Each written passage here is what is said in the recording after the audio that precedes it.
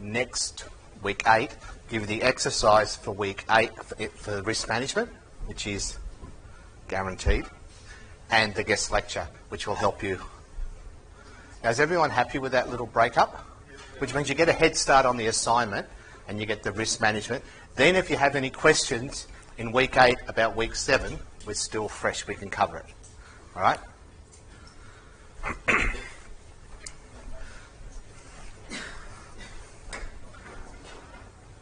So we're going to do the risk management lecture, but I just want to show you in this section here,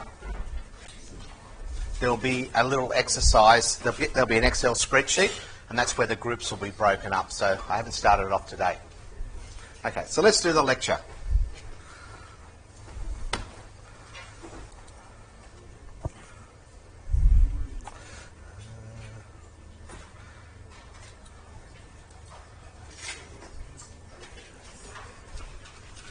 Firstly, lights are a bit dull, aren't they? Are they all right?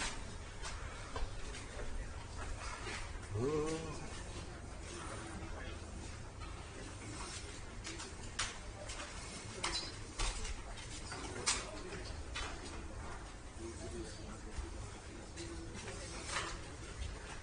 Okay, I think that's about it. Okay, first of all, this is going to be the best lecture you've ever seen. It's going to be. If you're not happy, you get your money back. Just fill out a form. So risk management covers lots and lots of topics. And no matter whatever you do, there is a standard. So a little bit of background. I started my PhD in risk management. Come on in. You're nearly in the red zone, but they'll let you off. So prior to that, I worked in government, and my job was to do a risk management study of the whole of New South Wales government.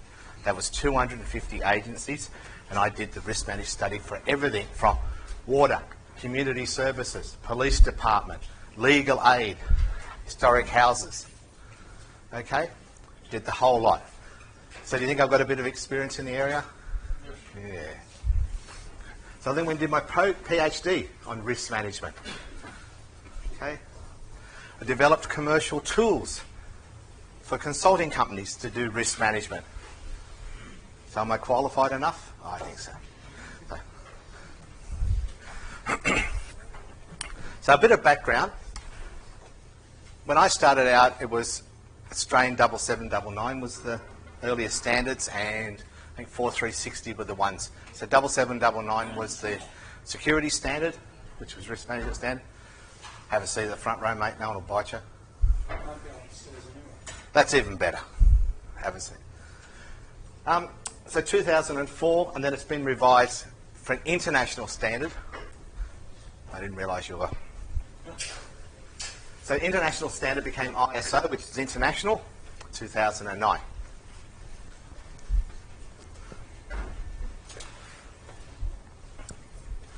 So let's start with the definition of risk.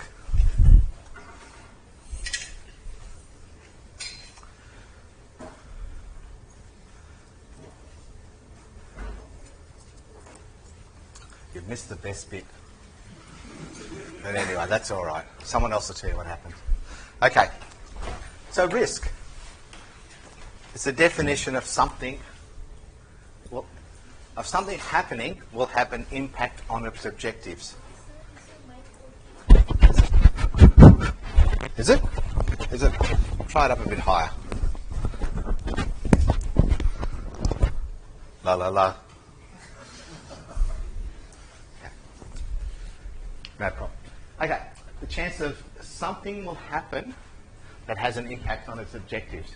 So can someone give me an example of a risk? A what? Yes. Oh, yeah. Perhaps next time we'll start at 10 past. They'll still be coming at 20 past, will they? Okay. All right, we'll start at 8, then we've got everyone here. No. Okay. So, the example here was flat tyre. So, risk is measured in terms of likelihood and consequences. So, what's the likelihood you have a flat tyre? rare. Huh? Okay. So, I don't mean to pick on you, but 10% of what? 100 what? Yeah, okay. So it'd probably be 10% chance in 10 years. Okay? At the moment. So you need to just qualify. What I'm just trying to make a point, be careful how you...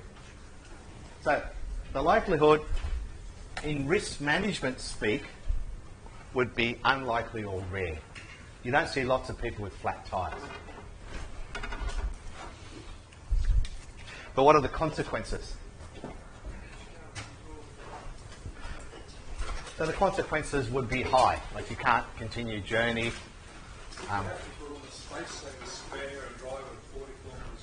Yep.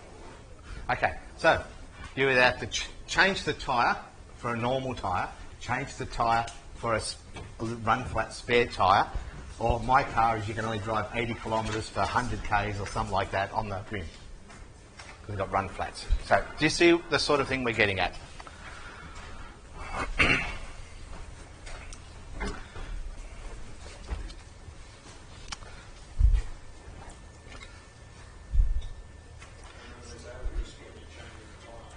Getting run over, yeah. Let's see if this thing works.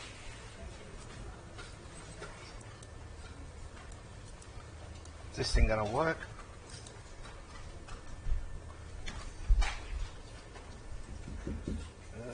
Audio speaker. We'll go back to the start. I can't concentrate in my apartment. Risk management? Yeah. Steinbrenner wants everyone in the front office to give a lecture in their area of business expertise. Well, what makes them think you're a risk management expert? I guess it's on my resume.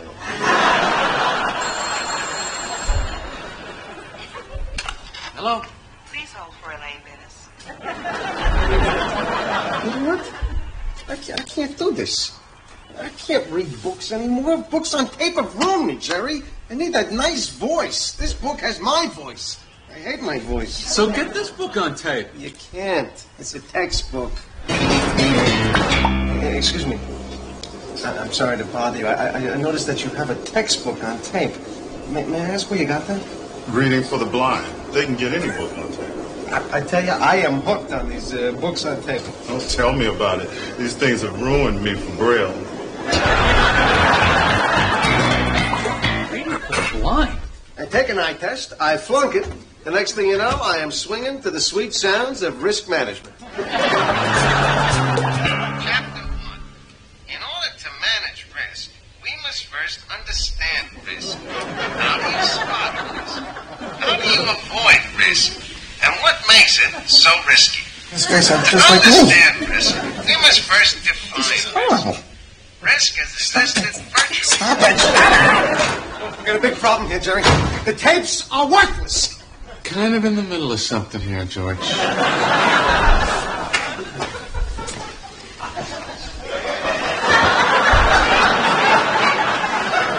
George, I gotta run anyway. I can't believe you feel you really need a mentor.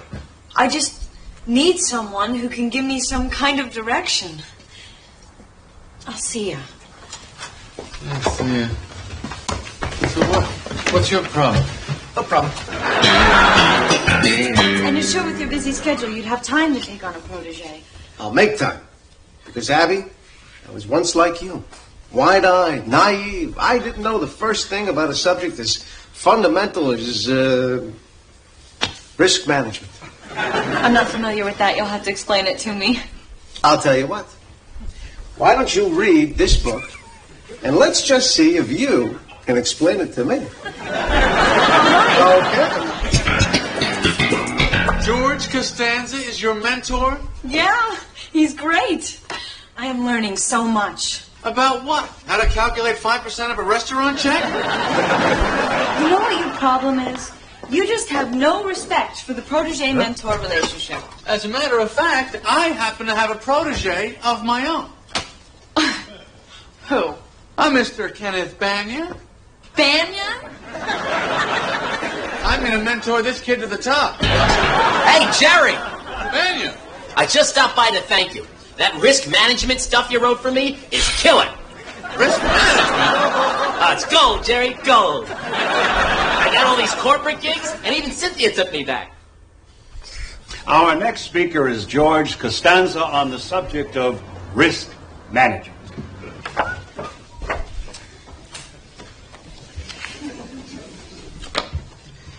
Ovaltine.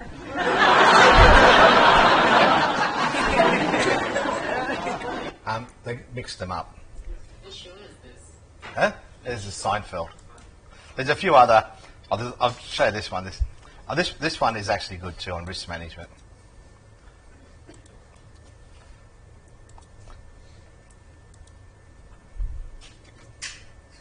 Yeah.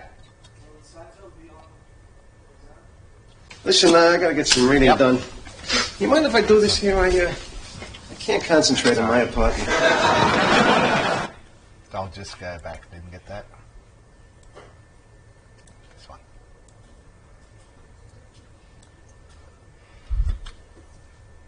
Try this. Okay. This one's probably the best one. Sir, we found a way to eliminate risk entirely from our projects.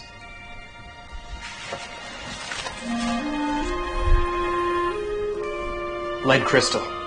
Custom engineered. Name a project we're bidding. McChesney Office Complex. In February, we'll have a crane accident that shuts us down for 8 days. Coopersmith. We've got cost overruns in March from a global spike in steel prices. In April, credit markets freeze up. And we'll have 2 subcontractors going under. Was this expensive? A little.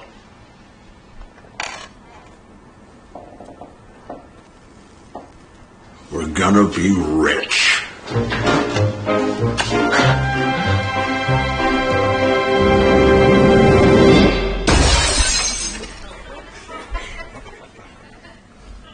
Did we have insurance on that?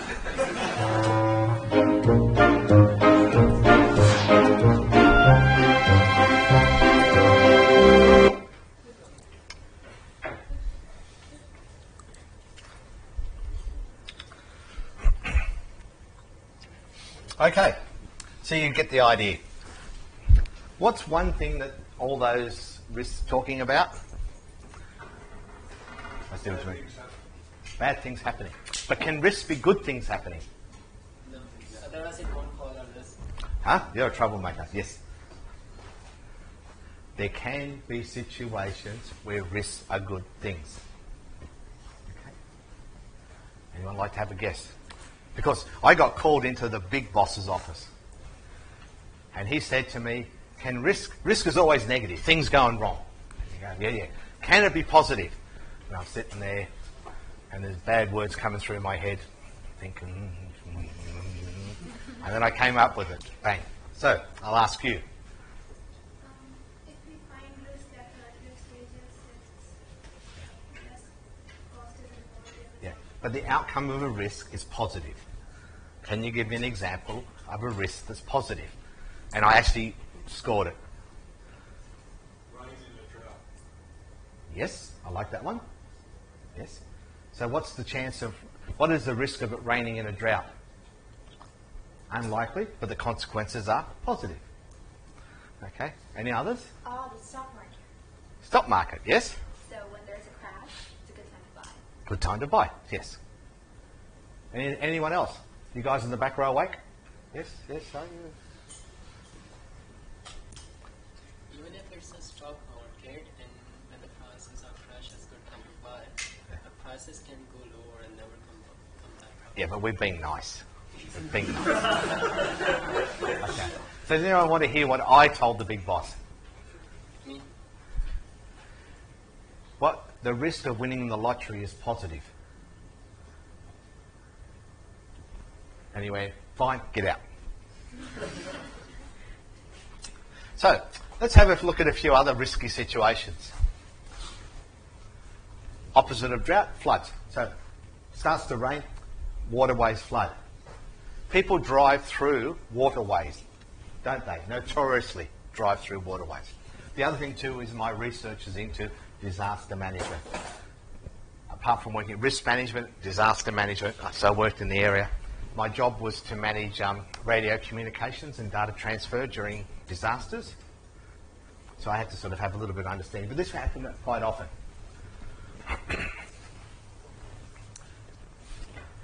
What's the risk of driving through a flooded water? Yes, there is a risk you won't come out the other side. Everyone got that? Driving through, there is a risk you won't come out the other side. So in terms of likelihood, what is the likelihood? Yeah? But remember, likelihood is the chance of it happening. So the likelihood of having it is possible. So I want you to get used to the right words. So it's possible something happened. Okay? So what's the consequences? Yes, or catastrophic. Okay. So the problem in the real world is like that, but modern cars bloody float. So I have my uncle down the farm. He's not really my uncle, but we worked there. I've known him for like 40 odd years. And I call him Uncle Ray.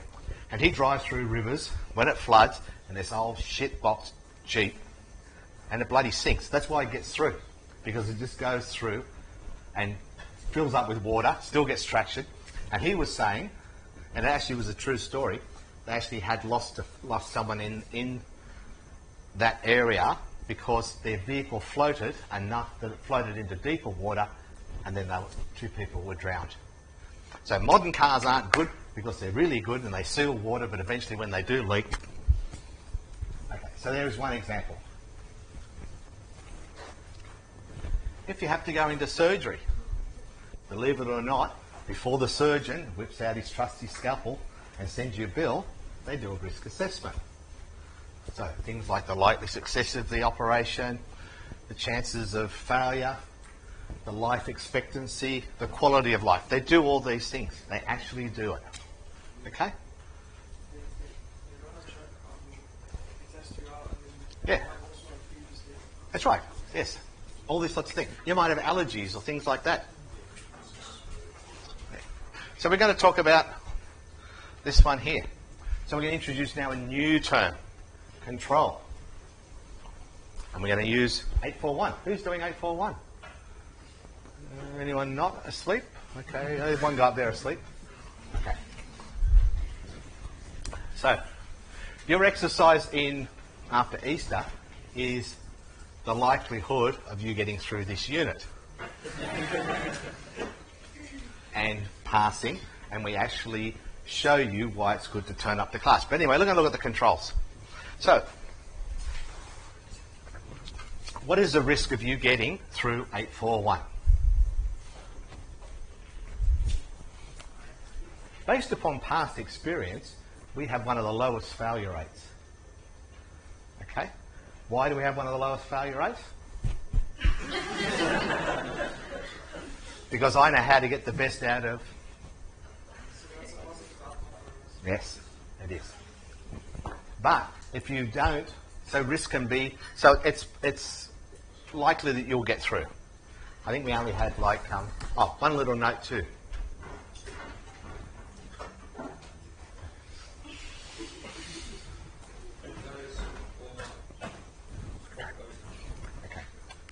Let me give you one little clue. We had, to give you an idea of how good, we had 40 odd students last year and we had 2 supplementaries. One person didn't attend the supplementary, and now the system automatically, if you miss the first exam, have to attend the supplementary and don't attend the supplementary, the system automatically fails you. Serious. I had to use favours to get the mark put back correctly. So if you get a supplementary, don't. So things are bad. So let's get back to the good old happy things. So what's the risk of you failing? Low, rare. The risk of you passing is likely. Okay. So what are the Huh? I can look it up for you. What extension that? See what he said about HDs? I have this theory about lectures. And it is empirical. Does everyone know what empirical means? Important. Huh? Important. Now, it means by practice. Yeah, well, practice. Empirical research is things that's happened, like the sun rises in the morning. You know, you can look out the next day like this. So empirical means things that happen and I've observed. And I did this with two of my buddies at UNSW, and we found that HDs come from the first 2 or 3 rows generally. And then it goes back from... And I'm not saying, and we don't know why, but it's just something that happens. And I'm telling you, and I've been teaching since 2004, and I said to my friend Vincent, if you look up some of my research papers, you see his name on it, and the other fellow Donald, and we go, yeah, we sort of tend to notice that pattern. Sideline issue. Okay. So the consequences of you passing are what? No, consequence of passing 841. So I'm being a little bit difficult here, but I want you to get in your head the right words that if you actually go for a job interview or you're in a job and you meet the risk management guy, if you babble, per the translator, in the right words, they'll think you know what's going on, even if you don't. So the consequences of passing mean that you can then progress to the next unit, can't you? So it's part of getting through your course. Okay. So the negative side, if you're going to fail, means you have to sit here again, pay your $4,500, listen to me, and what's the worst thing? No, the jokes are the same. Forget about the course material. The jokes are the hard thing. I have jokes per unit. So if you fail, you get them back again. Okay. So we've talked about the likelihood and consequences. So I'm going to introduce this new concept called controls. So what are controls? Controls are things that you would do to hopefully mitigate or change your risk.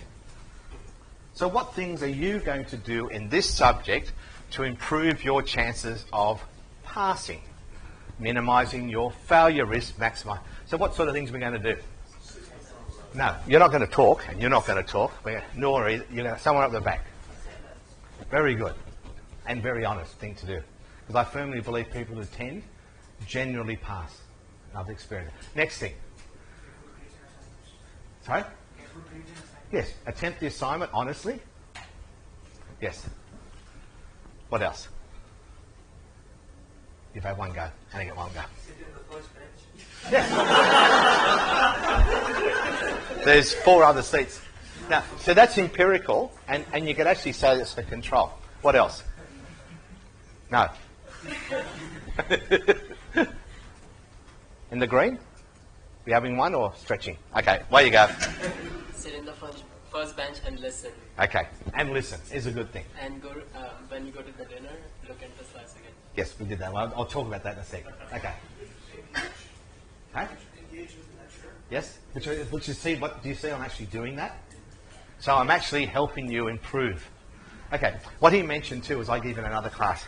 So I'm going to give you a quick side on how to study and how to study effectively for exams. Okay. So when I worked at CSIRO, there was a scientist from America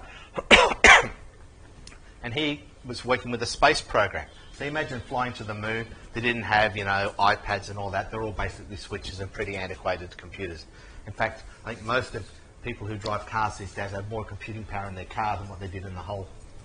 So, how many switches to turn? They're trying to find out how many switch sequences people would remember. What they found out was that people were 7 plus or minus 2 things in short-term memory. So you could either be a 5, 6, 7, 8 or 9. Didn't mean you're intelligent, it's just what your brain could remember. 5 things short-term memory, 7 things, and they actually tested and found out that some people were 9s and others were 5s. So they tried to then have sequences no more than 5. So that was short-term memory. But what comes out of that means that if you study for an exam, the most things you can ever remember in short-term memory are what? or is what? 9 facts. True?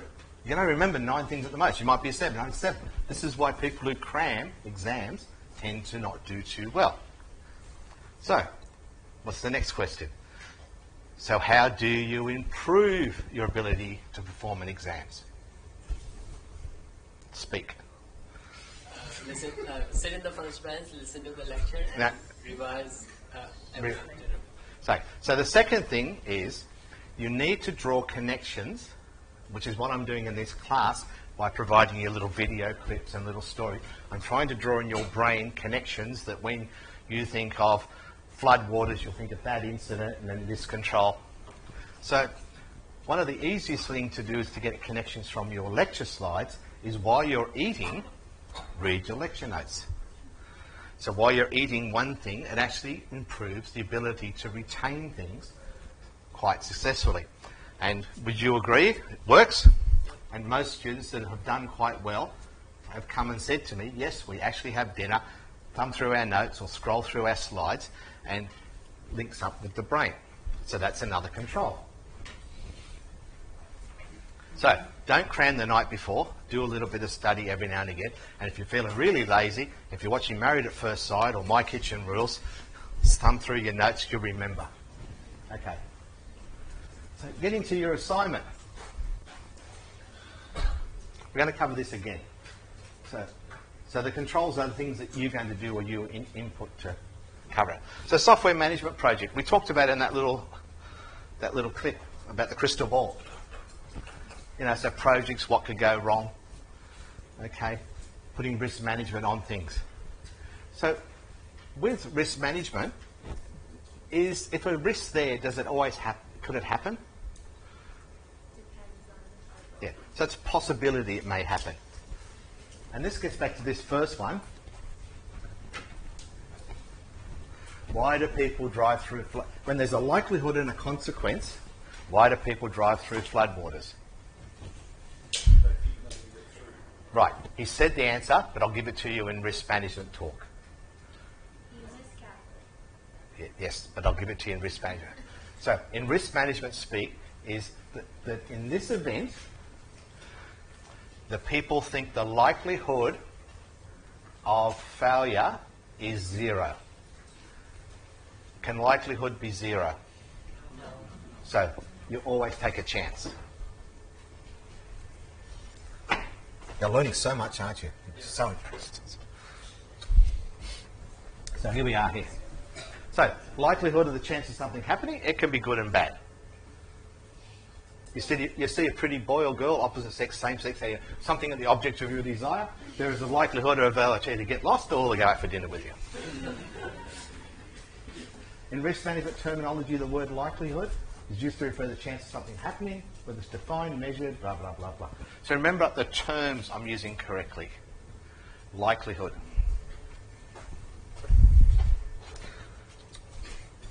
Consequences is the outcome of the event affecting objectives. Trying to drive across the creek, it's flooded. Well, the objectives are sorely disappointed because you're now floating down the river to, unfortunately, perhaps your demise. Or you're not doing any study, the exam is looming, you're starting to feel a little hot under the collar. Okay? The outcomes you're not actually doing, so you're going downhill, aren't you? I do point out to you that if you do, it's not like 855. This subject is a manageable thing to do. Okay? It is a manageable subject. But where people trip up is they don't do the things in step order. Can you see what I mean? They just don't follow it. Okay? So it's geared up for you to pass. The consequences will be minimal, negatively, positively, they'll be great. So, notes, the event can lead a range of consequences, not only one consequence. You can have multiple. So, you pass this unit, you can move to the next unit. The next consequence is you're standing up on stage with mummy and daddy looking all smiling and you're graduating.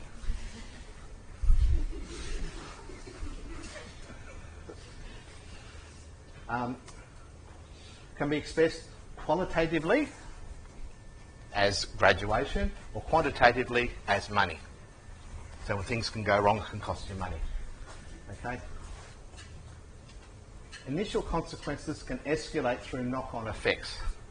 So who mentioned that about the flat tyre, and then there was another problem, you know, you might get injured or something? Yes, so the next thing that happens. So because, okay, so you're changing a flat tyre. You're not in a safe place. So the first risk is the tyre's gone flat. Now, the likelihood of it has happened. So there's a consequence, you've got a flat tyre. But then you're in a bad spot. Trucks are going past, so there's a risk you might get hit by a truck. Okay, so then consequences go up. This is why they say when your tires go flat on a busy road, you just keep on driving until... Yeah, okay. So he's saying. So the control for what he's saying is, if you are in a dangerous spot, keep driving, and that's the control till you go to a spot where the risk is lower and you can change the tyre. Everyone else up the back paying attention? Good. So you can see this is what's happening. Now, this happens in your day-to-day life. Okay? How many of you cross against the red light? Good. You're taking a risk. Oh no, there was a car behind me, you wouldn't stop. Let's talk about walking. Walking, calm down. Walking across. It's a bit of a risk, isn't it? Or even driving. Okay. Yeah, so what's your name, just in case I make it?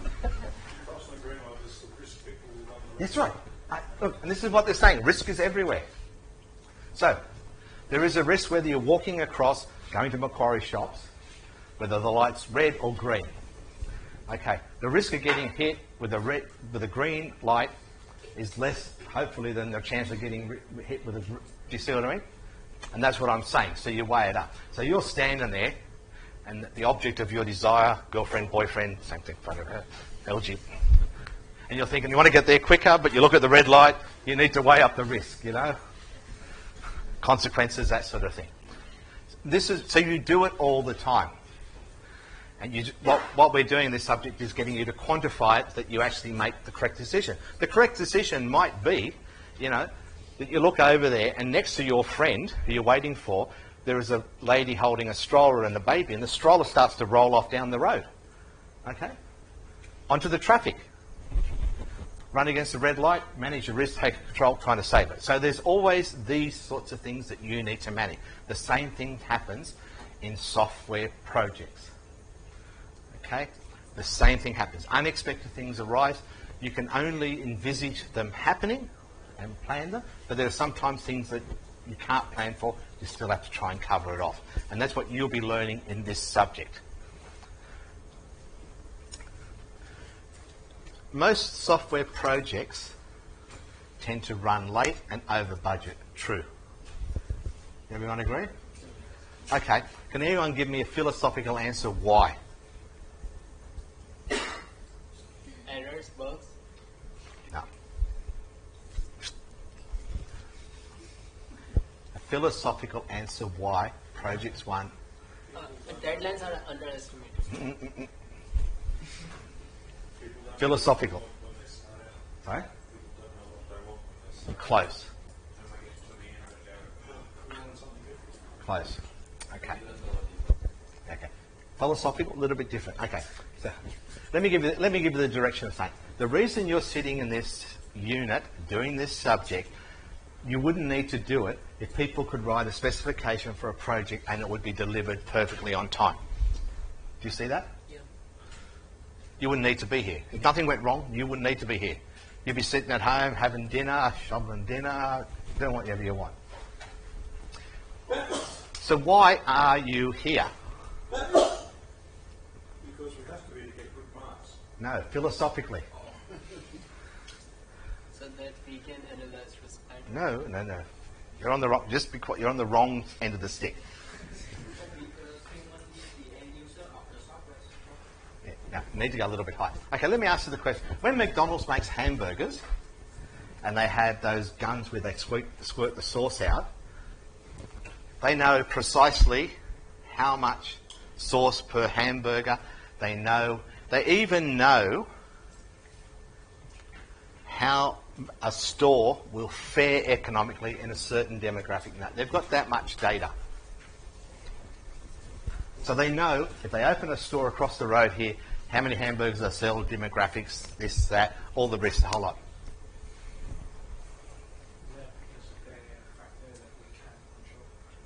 Close. Okay, so I'll give you the answer instead of you. So the reason why McDonald's can function and perform and manage their risk is because they've done it since 1955, and they know how many burgers, how much sauce, how much demographics, all these things. They have all the data. So when they open up the store, they give you a report before they even build it and say, this is what your sales are going to be. Okay. Let's start back with you guys. You're given a software spec. How long is it going to take? Don't know. Why? No one's ever done it before. Do you see what I mean? The reason why you need to sit here is because the projects you were doing, there's not a lot of past experience. Okay? You might be cutting new code for an app that's never been developed before. Now you see technical feasibility. All these things crop up. That's why you need to sit here and learn this subject. Yeah. That's right. So lots of it, and the same thing with you know, like man building houses and things like that. I mean, they've been doing it for hundreds of years. I mean, the technology age has only been going since 30 years. I mean, how can we know what's going on? So that's why you're sitting here learning this and understanding the risk, because in this technology wave, things will be unexpected, planned for, need to be budgeted. No one knows exactly how things are going to take. There's risks everywhere. That's why you're sitting here. Does everyone understand that? Does everyone agree with me, apart from me? Everyone agree? Okay. So now you've framed the subject. So this one's a good one too, because, you know, if something happens, something else happens, and then you're...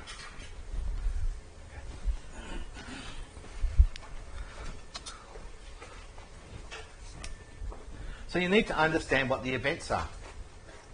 The event is the particular... Okay?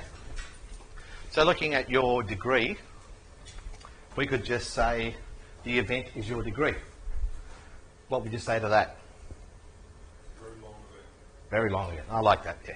So what really is it? Well, it's a whole series of units, isn't it? And semesters. Okay, so we break it down to a unit. So that's an event. So what happens in that event unit? See? Do you see what I mean? So there's a thing called granularity. How small do you go? Okay? You know, do you look at... And that's what we're going to do in that exercise in week 8. What level of granularity do you go to? That it's going to affect...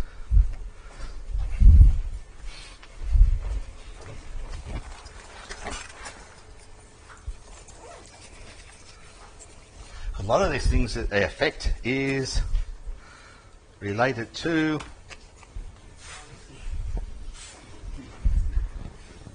your ability to pass and perform at your exams and get a good job. Affects. True? Did you or did you not pay money to attend? No. Or did you just walk in off the street? Anyway, so it's important to understand what the breakdown of the events are. So people have a lot to invest. Okay? You're sending, been a few movies on, you're sending a person to Mars. How much risk analysis do you think they did? Forget about Hollywood and the guy eating the potatoes. What was that movie called? The Martian, was it? Not a bad movie, but anyway, wouldn't be living off potatoes. If anyone hasn't seen the movie, it's about a guy going all the way to Mars and gets left behind and ends up growing potatoes to survive. Okay. So, but just as a risk, can you see what level of risk analysis you'd have to do for that? Must have been. Well, he was Irish at the end because he had enough potatoes. Anyway, so do you see what I'm getting at? So doing a fair bit of analysis and also weighing up the costs of life, that sort of thing. some of the events go wrong. When people get this wrong. Boeing's lost a few planes recently, very sadly for those people. Okay. So, where do you think, we talk about in the context of this subject, where do you think things went wrong? In the context of this subject. So in your sense, you're going to have the word risk or something like that. So give me of the M, whatever it was. Can you see what I mean? So they didn't assess the risk properly, which is probably a valid statement to make. Okay? Yeah. Okay. I'll give you the technical information briefly, because a lot of these things are really useful. So, 10 years ago, Airbus released a new plane called the 320neo. It had a bigger engine, and we're just talking about not bigger horsepower dramatically, but bigger, so it was quieter, more fuel efficient. At the time, United Airways was going to place something like a $12 billion order. Like, it was a massive amount to Airbus, which annoyed Boeing because the money should be staying in America. So the United people said to the Boeing people, we're going to have to place this order to remain competitive in our market. So Boeing said, okay, we'll modify one of our planes.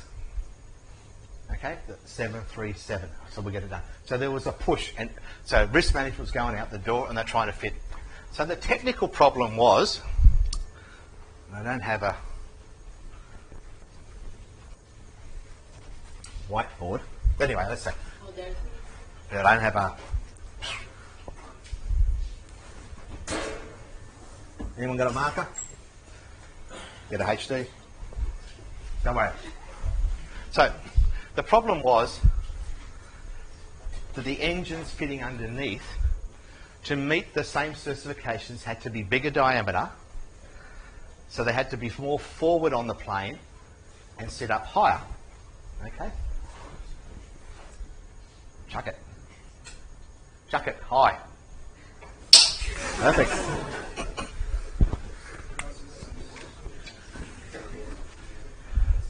See me later, I'll mark you a slide. So this is the wing, this is the plane. It's going this way. The tail here. So the engine, on the old one was like, probably about like that. But on the new one, was bigger, was like that. So it was more forward, much bigger. Who has seen a guy on a motorbike do a wheelie? Too much power, wheel comes up, correct? This is what the plane did. It had too much power that way, and the vector was to pull the nose up. Consequently, why they needed that M. Okay? Because it meant, they talk about when the nose come up, was trying to push the nose down. Everyone hear that? Nose was coming up. The reason was because the engine was too big, and rather than have an aerodynamic solution, they went to a software solution. The only problem was that in the control here, we're talking about the steering wheel, that the control system here needed 2 presses to disengage. So when the plane was flying level, if it took off, it would take over. What the problem was, this was happening at this altitude, travelling horizontal, slight elevation, like takeoff. The plane would put the control system put the plane in a dive, thinking to manage the risk of it doing a stall, because if it did that, it would eventually stall. Pilots didn't know the control to get out of it was 2 clicks. And that's why you hear them say that the Ethiopian pilots unfortunately did everything by the book, and the plane drove it into the ground. Because it thought this event was happening and did this. And it hit the ground at like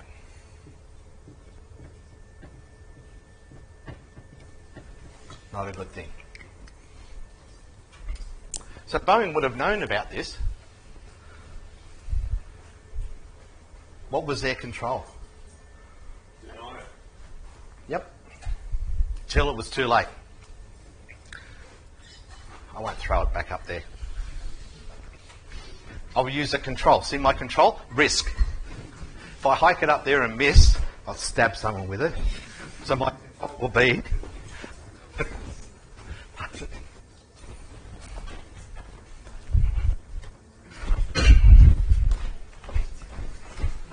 So, the problem happens from a few reasons. It's never happened before. New plane. Not covering all events. Not managing the risk. They would have known it was going to happen. Would have been a tussle between the engineers and the... But can you see, because of this problem with the engine, like the flooded water, it was almost doomed from the start. Okay, let's move on. So I've had a listing about aerodynamics as well. Okay, so the control that Boeing are using at the moment is a redesign of the software. Oh, the problem they had was they had two sensors to detect the plane doing that. The computer only took notice of one and then did that maneuver instead of taking two. Okay, so now they've written the software that both sensors have to say the plane is pitching up, and if not both aren't, it won't activate. Okay. So the controls are, and we've talked about them in this class here. Yeah, lots of risk too. But it may not have been a failure. It could have been just, misinterpretation or miscalibration. So your controls are in this subject, and I'll run through them. Attend lectures. Read the slides beforehand. Read the slides afterwards. Start the assignment early. I worked in government for 20 years, and one of the most valuable things someone said to me with projects was run at the start and walk at the end. And when I got to do my PhD, I would say it was one of the most useful things. Rather than put things off, get in and get it done. Finish early. Okay? I'll turn the microphone off so I don't have to. I finished normal time for PhD is 3 years full time, 6 years part time. I finished at 3.5 years part time. It's good to apply some principles. You can actually make some gains. A lot of my other friends took 9, 11 years. My PhD supervisor, good old Roger, who, if you see me at graduation wearing a Uni New South Wales gown, which I'm entitled to, was actually his gown. He handed it to me. He took 13 years to do his PhD. Do you know what I said to him? Why would you waste 10 extra years doing that when you could have been doing something else, which is what my view was. Get it finished, get it done. So back to here. These are the controls measured. If you'll follow my principles, you'll be sitting like a Cheshire cat, smiling when the results come out. Like most people were last year. True.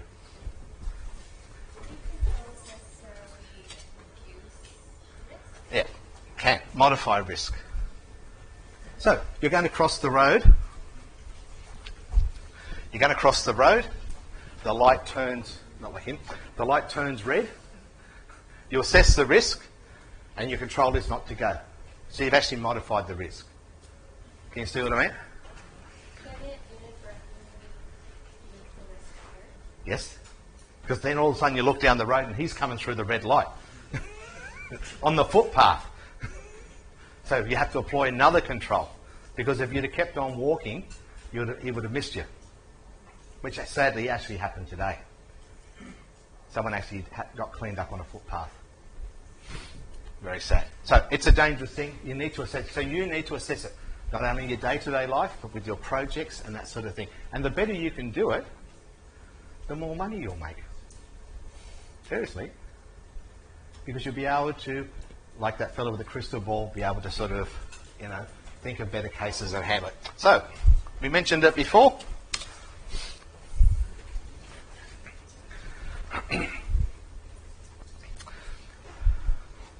So one thing that most people don't tie to risk, but is value. Okay. Had a big fire in Melbourne last week. No, this week, wasn't it? Okay. What happened? Building burnt down. It was a risky situation. They had chemicals. But now they've got a huge loss of profit, haven't they? So, not managing your risk can cost you a lot of money.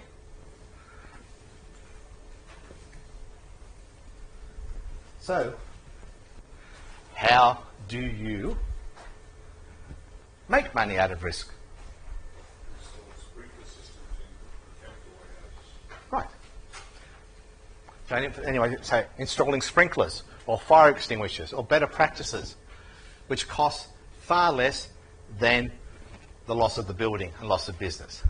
Okay? So like in that ball, the crystal ball, can you see him sitting there with a cigar?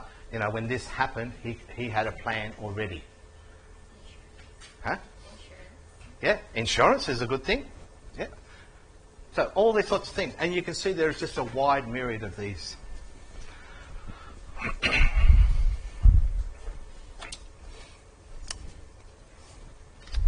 I forgot to mention too,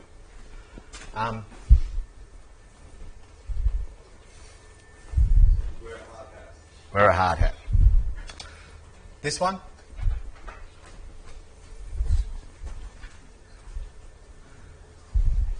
So, risk criteria is perhaps placing an order, a priority on what's more important. Okay?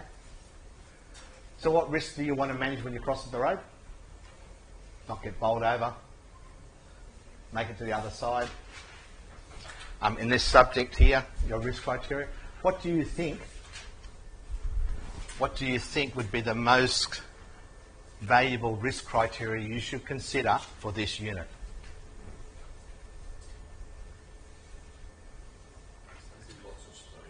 No, but risk criteria. So lots of studies are all right, but see, it doesn't meet the risk criteria. Okay. Close. Huh? Yeah, could. Okay. I like to think of the dollar note. So if I was going to work out risk criteria for this subject, this is what I would do.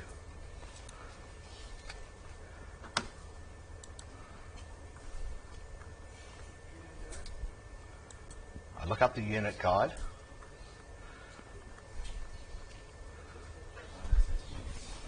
Which one's worth the most? So I'd concentrate on perhaps studying, but yeah. Do you see what I mean? That's how you... What? When I first saw the unit, the exam was harder than it's not harder, that's good thing. I removed hurdle. We don't need it. Everyone does so well. Serious? You think I'm joking? I'll look up and tell you how many people didn't make it last time. You'll see why. Okay.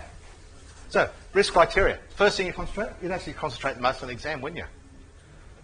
But then you find that exams link to these others. So they help you prepare for the exam. That's right.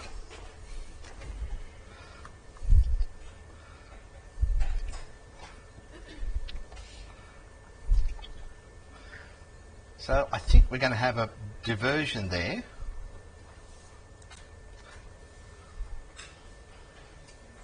Where do we get to?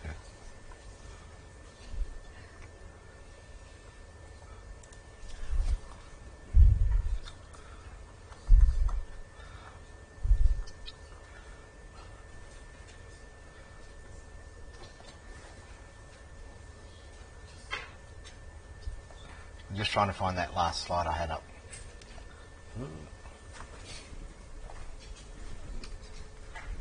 So we'll cover a little bit more of the slides next time and do the exercise, which is, and what I've covered today is in the, so we'll stop there and we'll go on to the assignment. So I'm going to give you a preliminary run through of the assignment and what I expect to make it crystal clear. So I'm going to manage my risk by talking about the events and the consequences and the events, sub-events you need to do to ensure that you do well. So this subject has a risk which is positive and is very popular. So we now have more and more students. True? We have like triple from what we did last semester. There are triple the number of students around campus than last. Listen, no one likes the truth. Yeah.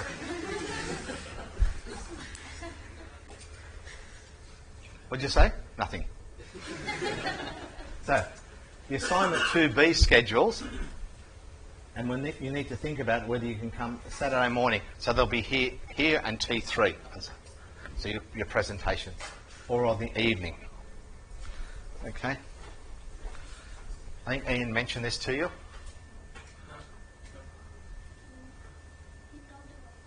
Okay, so I've now put it into numbers. So I don't need an answer straight away, but as it comes along, because you haven't formed any groups yet, have you? So we're going to get to that. But I'm just saying, I want to just highlight to you that there's going to be this sort of an issue. So, but let's go through the...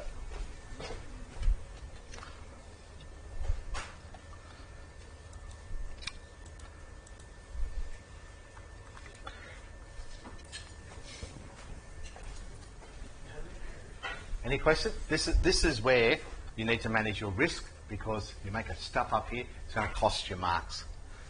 At the moment, falling asleep in class is not going to cost you anything, but here it will directly will. So, a series of IT projects will be allocated amongst you. No, you're going to pick them and tell me. Okay? And you're going to email me with your subject and then a group number, and I'm going to put it on a spreadsheet and post it back up. Okay? So next, I'm going to be on holidays from this Thursday to next Wednesday, and I have 0 connectivity. And I'm not joking, I'm going to a place called Bright, and you can't even get a mobile call in or out. What I've been told. So groups of 4 or 5 I'll allow. These include software mixed packages. So what you need to do is apply an understanding of contextual issues on IT project, identification and management, develop and maintain reports, critically evaluate the concepts,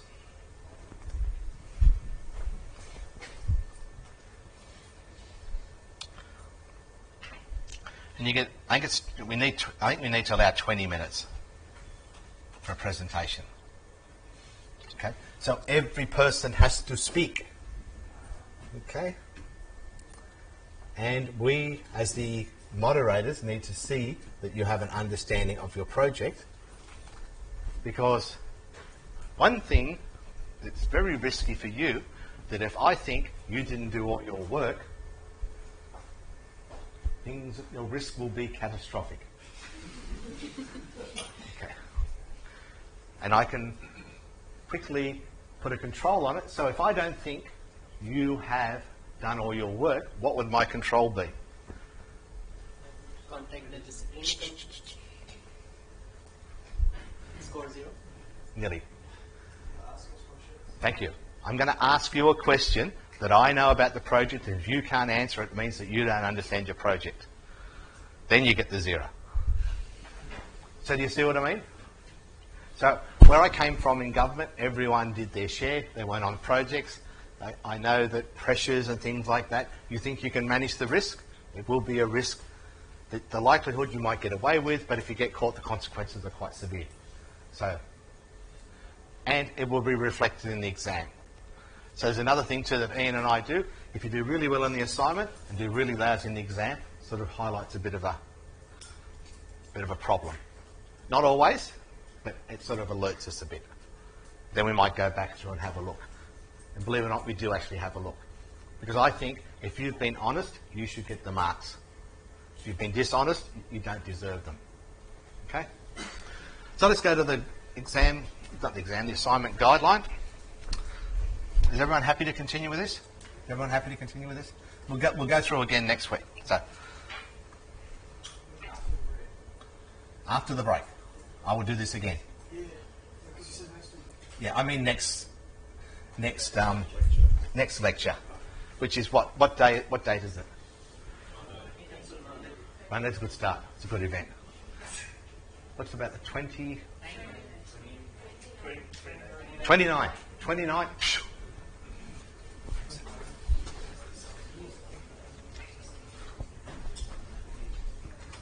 So we're going to go through this once.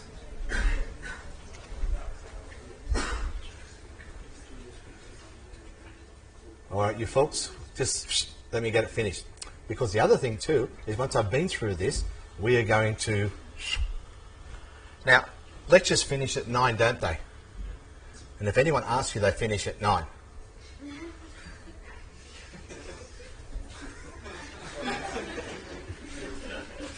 What time is class going to finish tonight? And next time, the 29th, we'll probably spend a bit more time because we've now got time to digest.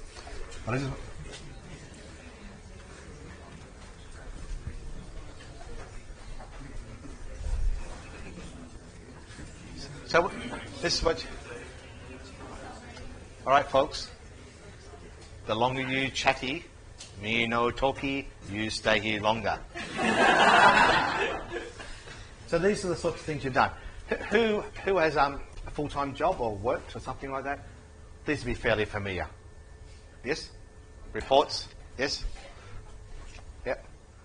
Not happy? Not happy, Jan? Or? Anyway. Let me ask the second question, the positive risk. When you do get a job, it's quite likely you'll be doing these types of reports. So it's a good chance now to do one and to have someone who is expert to take it. Okay, so summarise the background of the project. So what normally happens is you do all these bits and then write the conclusion and executive summary. The other thing you can do, if you're running a bit short of time, is write your conclusion, then your summary and fill it in, which I have done. Not always flash, but it can. Okay? And you know why? Faster. No, the boss comes up. I want you to write a report that says this, this, and this, which is the conclusion, isn't it? So he comes and says, your report's going to say this, this, and this. Fine. And then work back. It happens in the real world. Okay? But in this assignment, I'm going to start from here. But if you did it the other way, it'd be hard to tell. Okay. So, week 12, 6 p.m. Reports will be furnished here. Report length, not 20 pages. Believe it or not, shortening the page length actually makes it more difficult. It is easier to give a 2-hour lecture than a 3-minute lecture. Might sound silly, but you've got to be... Yeah, so this one says 20 minutes. So you need to look. Here is the criteria that's going to be marked against, so we're giving you a fair chance. Peer refer.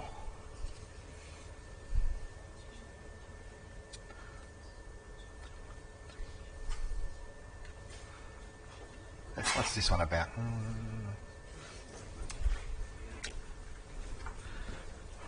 This thing we don't like, but you can dob in a mate if he's not doing he or she work. It's an unfortunate thing. If you do suspect someone not doing their work, don't wait to the end, let me know at the start. Okay, so things that people do naughty, don't attend meetings, don't do their work on time. Okay, plagiarise, all these sorts of things. Big naughty things, okay? I've worked in cases where it's like that. I've also recently worked in one where we have a conference paper due 1st of May. We had it done 2 weeks ago. 5 people, we had it done 2 weeks ago. We're just proofreading it. So if you have a good team that gets in and does everything that they said they would and even a little bit more, all falls into place nice and easy, okay? If you have a team member, so when you actually have your team member, you should ask them what commitment can they give, what time can they have, then pick them, okay? And then if they say, oh, we can't do this, you say, no, you said you would do this. They spit the dummy, come and see me. Okay? Unfortunately, it's pressure, you've got to deliver it.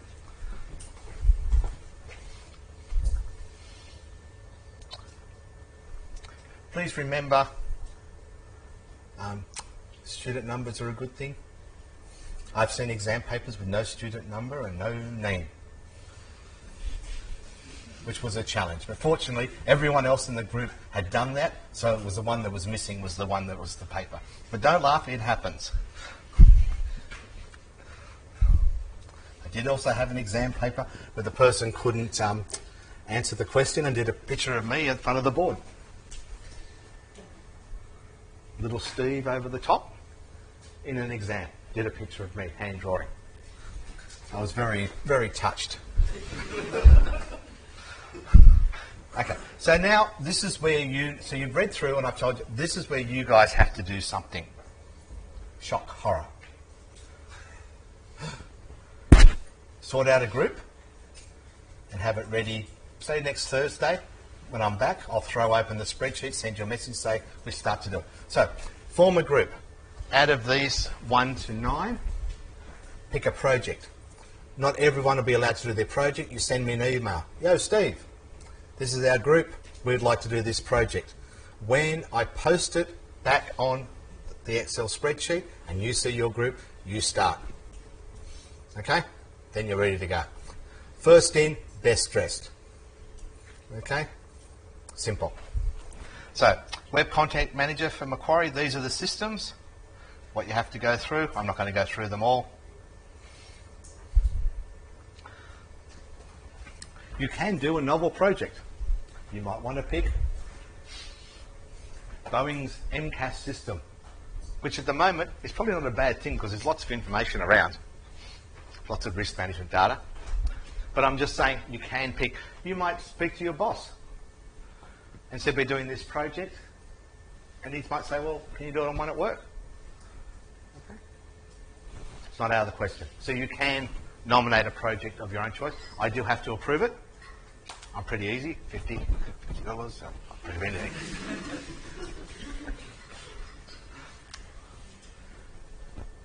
That's about it. It's 9 o'clock. So I think it's right. Yeah. 9 o'clock. What happens at 9 o'clock? Bye-bye. So let's just do a quick revision though. We're going to take 2 minutes.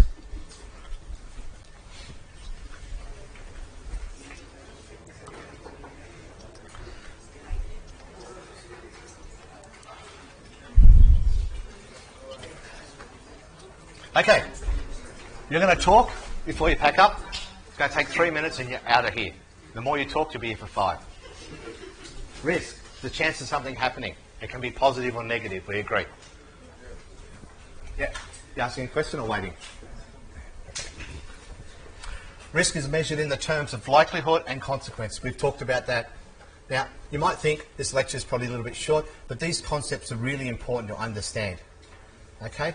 When you stand at the pedestrian crossing tomorrow to look, or tonight, you look at it and think of risk, the likelihood, consequences. Get it in your head. It's actually a good thing. It's not a bad thing. Your controls, get them in your head. Have a look at the other clips. You can see that actually it's practical things. Likelihood is the proper definition term for an event. Consequences, event, is how big, your degree, your unit, your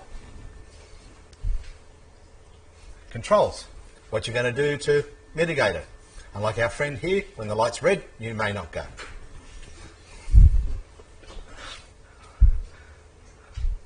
Value. You can actually make money by understanding your risk. And the lady, who was the lady who said insurance? Lady insurance. Sprinklers, who was the sprinkler person? Over here. All the other controls, reduce.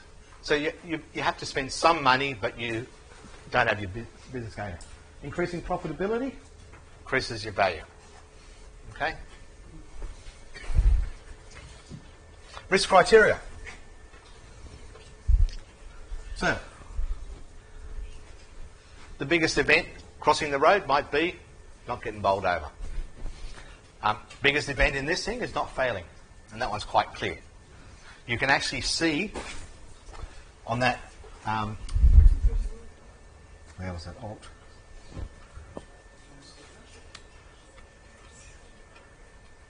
Where's the, this one.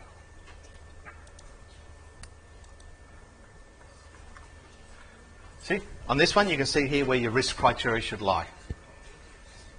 See, Focus should be the exam. Number one priority, worth the most money. That's how. Yeah. But isn't there also a quantifiable measurement for those criteria? Yeah, depending on the context. So, if you're in a bank and you're trying to manage risk, it'd be dollars. If you're in a hospital, it'd be saving people's lives. Sorry? Then dollars, yeah. What else? I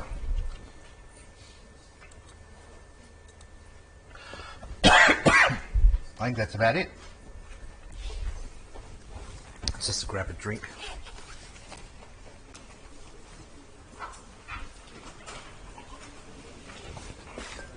So, over the next 3 weeks, it's all right, I managed to miss when I bring in a drink. Stole it from. There was a postgrad. I know. There was a postgrad meeting, students meeting on just before this, so I stole it. This is my control of around our spit. Okay, so what you have to do to manage your risk for this subject is when you go home tonight, is go through those first few slides and understand. You then need to think about who's going to be in your group. And you're not going to talk over me because it's a risk. It's a risk. You can talk. Then, once you've formed your group, you can send me an email, but remember, I'm seriously out of communication. I may or may not be out. If I do, so where you'll see the spreadsheet will appear in this bit here with the assignment. So you'll see Excel spreadsheet. So when you see your group appear there, because I'll just do them one after the other and update them, you'll then know you can start. Okay? So once you do that, you can start on that project. But if you are good risk managers, understanding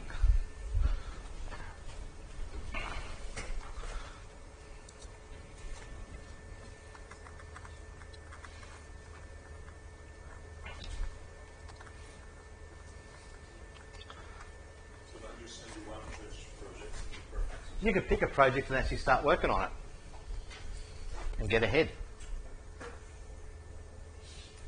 Shock, horror. But the earlier you start, the less overall project time you have to spend because you're not cramming at the end.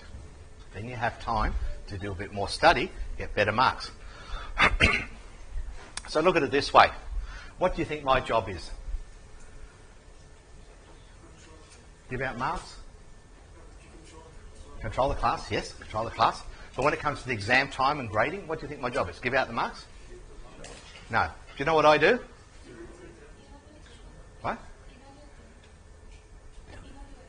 Yes. But the high level thing what I do is I rank you from the top student to the bottom in a ranked list. So if you want to improve your grades, you have to beat someone else, not me. And I'll tell you one very funny little joke. 2 guys in a plane flying over Africa. Let's just say an American guy and a Japanese guy. Doesn't matter. So they start chatting and realising that they're going to Africa, to the Serengeti, to photograph lions. And they think, why should we go in separate vehicles? Why don't we go together? We're just cameras. Fine. So they hire a little 4-wheel drive off into the country. One guy taps the other guy on the shoulder and he points, and there's a pride of lions. So they all get out, get their gear, and they're walking over. Just about to take the shot, and the other guy taps him on the shoulder and looks back, and between the Jeep, there's a lion sitting there. So the guy that doesn't do anything opens his bag, pulls out his running shoes, starts putting on his running shoes. And the other guy says, "Man, you're not going to outrun that lion." And he goes, "Yeah, I know, I only have to beat you." The lion's going to eat you. So, unfortunately, this is the way of the world. If you want to get ahead, you unfortunately have to be better than the other person. All right, 9 o'clock. Maybe a bit early, but these were the core concepts. So in our next class, we're going to go through that assignment again, which I think is important. I'm going to give you a guest lecture which explains the next theoretical development of risk management. Plus, I'm going to give you the remaining, I'm going to give you the drum. Okay? Enjoy your Easter break. If you have any questions, I'm out the front. Red light.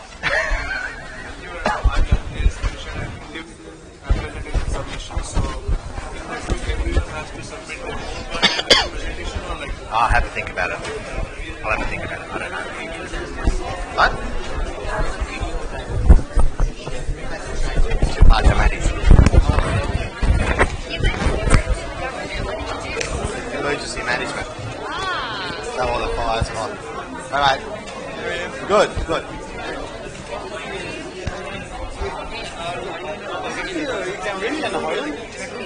No, no hurdle. You don't need it.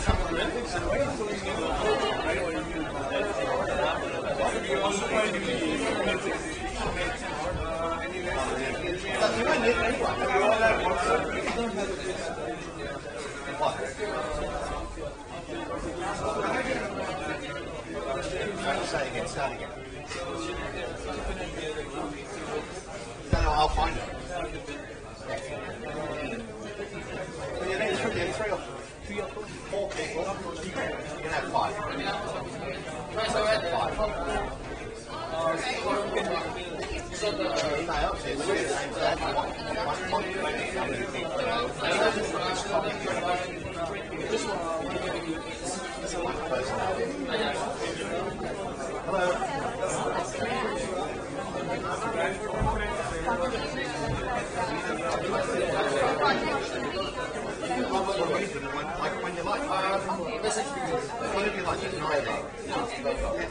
Whatever you like.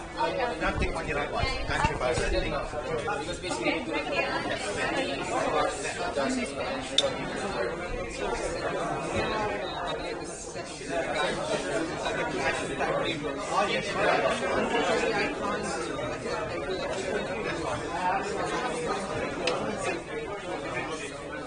So those ones you miss, come and see me and I'll fill you in.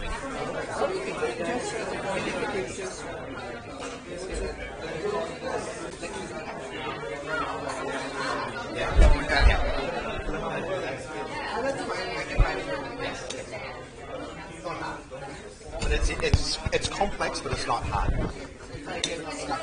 Yeah. Sorry? I just want to stick in the same one, like, instead of one file I have uploaded on that file. Oh, okay, yes, you're the guy. Don't worry about it. If he picks up, I'll mistakes happen. So it's like 20% time. If anything goes wrong, come and see me. Thank you, sir. Hey, mate.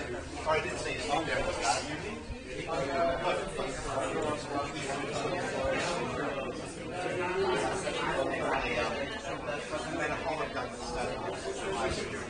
Compliance to the standard.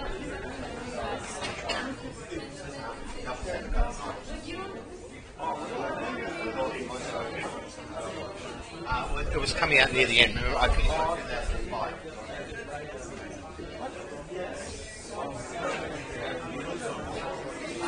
Still disaster management. I'm doing predictions of where house fires are going.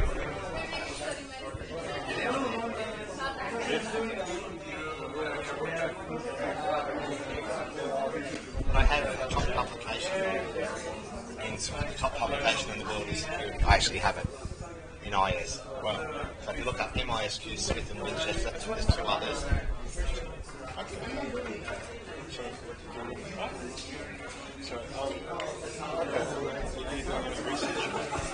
Not much, but if anyone does want to, I'm happy to. Okay. But remember, I'm management, IS management. Doctor Rugby. Yeah, that's. See you, thank you. You live in town? No, I'm going to preschool. Yeah, I didn't want to carry my bag on my back. The risk of that damaging my back long term is See, too that's much. your control. Yeah. See, that's your control. I actually work in insurance, so I love risk. Yeah. Well, you're like the guest lecture because it talks about complexity. Oh, really? So, because see, risk is always behind. Yeah. Well, something, it only really impacts when something has happened. Oh. You can't predict it. Yes. Yeah. See, I'm going to give the guest lecture on the future. How you predict the future risks. When is the guest lecture? Well, whatever it is, the 29th. Which is looking forward to that. So that, I do that, but then I do the tipping point and complexity theory, which explains why risk is not the be-all and end-all, and why things still continue to go wrong, because no one looks forward. Once a risk happens. Then you do something. So what happens if I said to you, let's look forward, and we use situational awareness to envisage what might happen in the future and change the controls to mitigate them? But it doesn't always happen though, right? No, and that's the thing about risk. But complexity theory will explain finer detail when something will happen and when it won't happen. Okay. And that's what my guest lectures are. Oh, wait, and so that's why McDonald's can guess that, because they have so much data. That's right. So the reliability is higher. And that's why insurance is the thing at all. That's right. Well, insurance is one sort of thing. It's all about probability. That's right. Yeah. Sir, I wanted just to ask, I have a research. I have an assignment for one of the courses I'm taking, Applied Cybersecurity. Right. And it is about risk, Right. like assessment and management. I was wondering if I could talk to you. I'll put it up.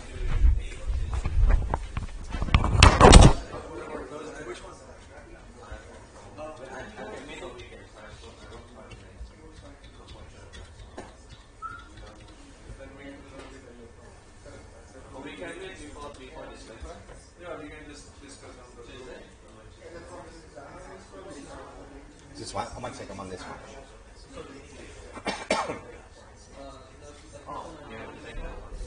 Okay, see that? So today, is it today? Before this? No, that's it. That's the top journal in the world that just hits the factory on security. And these are around the world. I heard Yeah, I'm worried about that.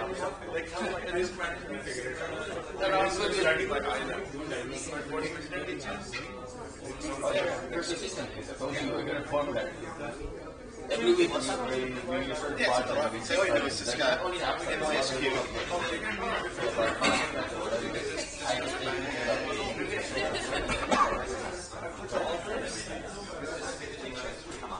All I did was MISQ. So tomorrow,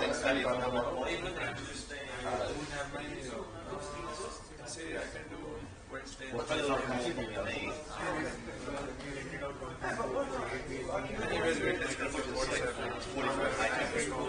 Really heavy shit. I'll message you the button tomorrow. So that definitely we're going to be starting tomorrow. It's 4 years to write. The 6 or the 8 probably. It's crunch time. Okay, great. So you're fine. Okay. All right. See you in 2 weeks. Yes. Very good one. Yes, go there, guys. Four. Next meeting. Next question.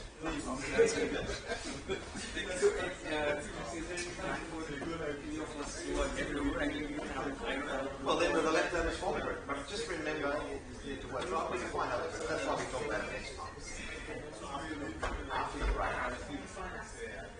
You've got. Remember I said you're running the start walking the end. You know, it's not due for us to already start thinking about it. So you can't think about it.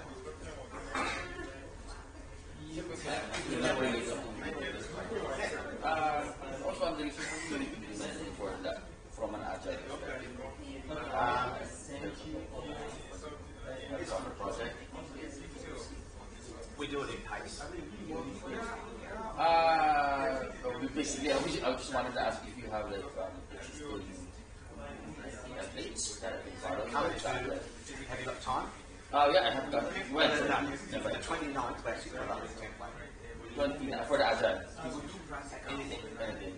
So you remind the week 8 lecture, I'm going to put up the template. It's basically, and then if I don't answer it, you can ask me and I'll put it in. Because you can, unfortunately, I've got enough experience, I can do that. Yeah, so basically, I'm using that for my production. How soon do you need it? Well, not anytime soon, but if you have it.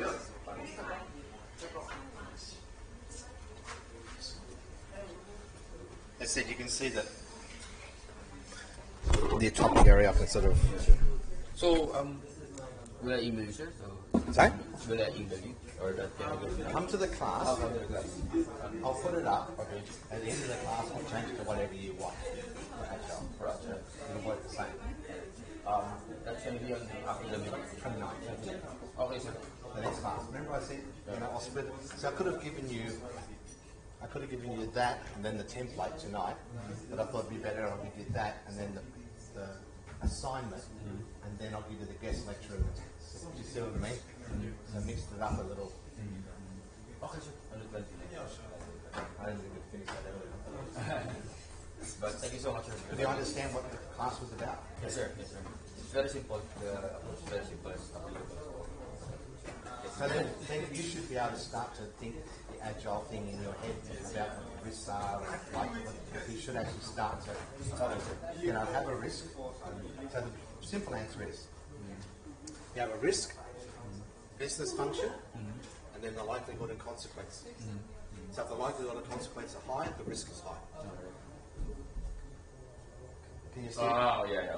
So business function is the key thing. So what are you doing? And remember about the events have to be small enough. It might be, building a module. Okay. So the function is building the payment module.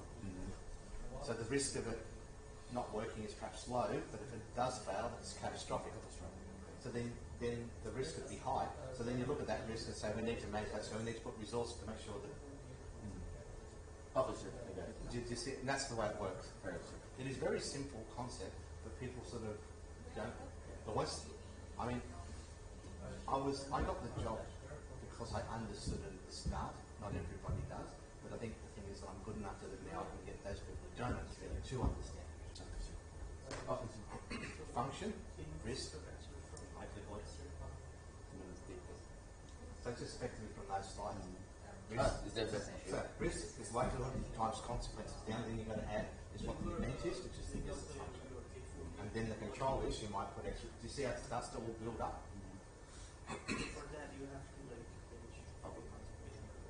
Okay, sir. Thank you. No worries. That's over.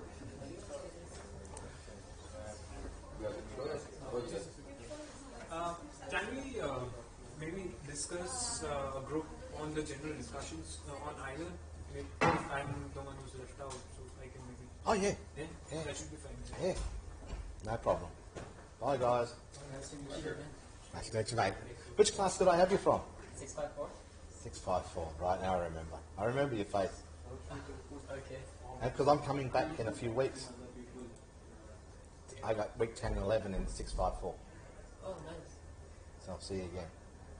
Oh no, I passed the 654. Oh, you passed it? You've moved on. Oh, that's yeah. good.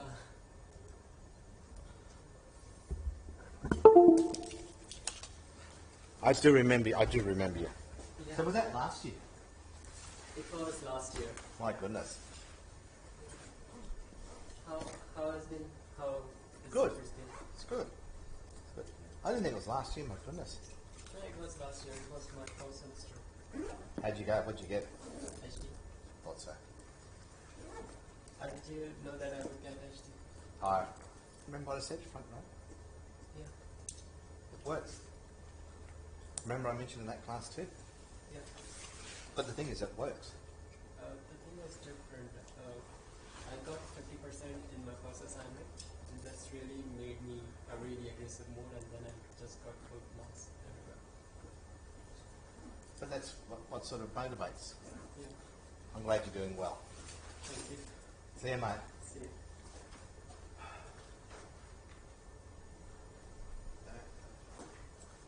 That was pretty easy to understand, wasn't it? Sorry? It was all pretty easy to understand.